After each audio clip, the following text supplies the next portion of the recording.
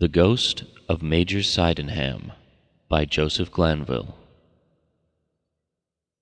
Concerning the apparition of the ghost of Major George Sydenham, late of Dulverton in the county of Somerset, to Captain William Dyke, late of Skilgate in this county also, and now likewise deceased, be pleased to take the relation of it as I have it from the worthy and learned Dr. Tho Dyke, a near kinsman of the captain's. Thus: shortly after the Major's death, the doctor was desired to come to the house, to take care of a child that was there sick, and in this way thither he called on the captain, who was very willing to wait on him to the place, because he must, as he said, have gone thither that night, though he had not met with so encouraging an opportunity. After their arrival there at the house, and the civility of the people shewn them in that entertainment, they were seasonably conducted to their lodging, which they desired might be together in the same bed.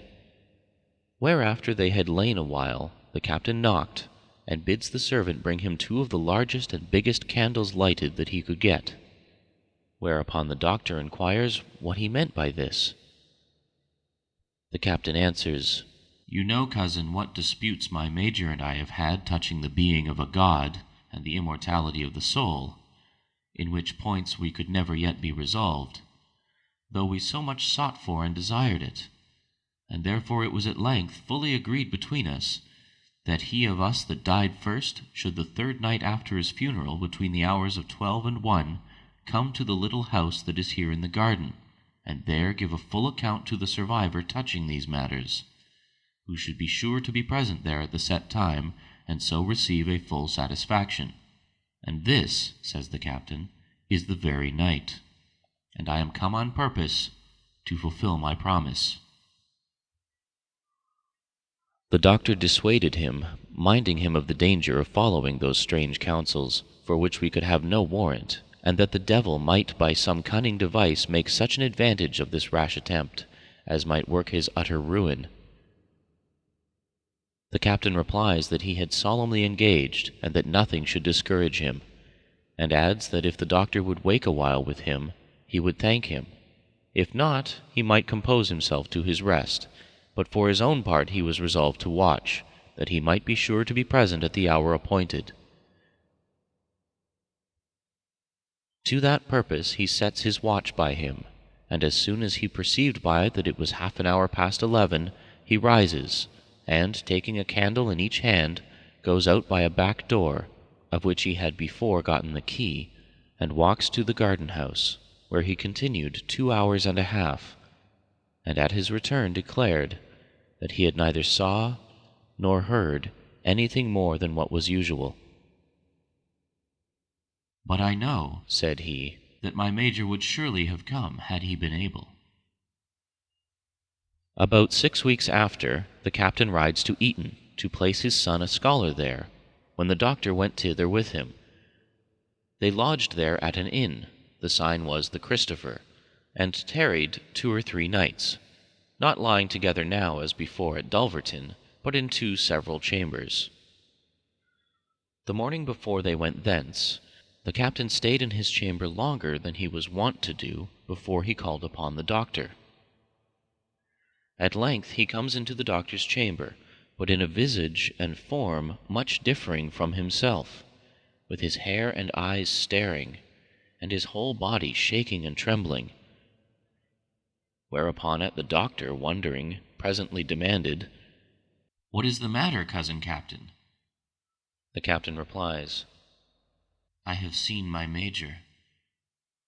At which the doctor, seeming to smile, the captain immediately confirms it, saying, "If ever I saw him in my life, I saw him but now."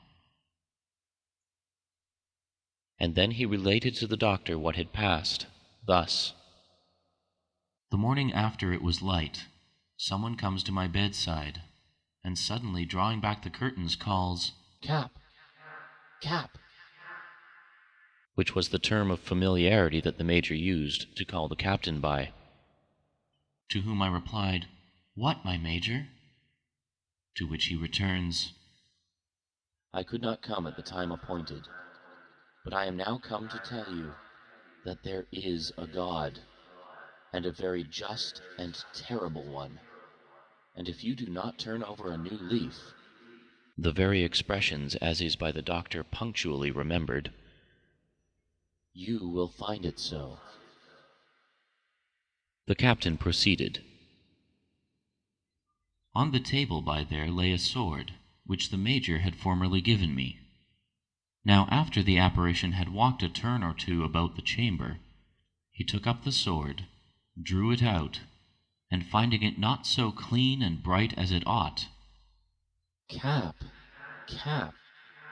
says he, this sword did not use to be kept after this manner when it was mine. After which words he suddenly disappeared. The captain was not only thoroughly persuaded of what he had thus seen and heard, but was from that time observed to be very much affected with it. And the humour that before in him was brisk and jovial was then strangely altered, insomuch as very little meat would pass down with him at dinner, though at the taking leave of their friends there was a very handsome treat provided. Yea, it was observed that what the captain had thus seen and heard had a more lasting influence upon him, and 'tis judged by those who were well acquainted with his conversation that the remembrance of this passage stuck close to him, and that those words of his dead friend were frequently sounding fresh in his ears during the remainder of his life, which was about 2 years.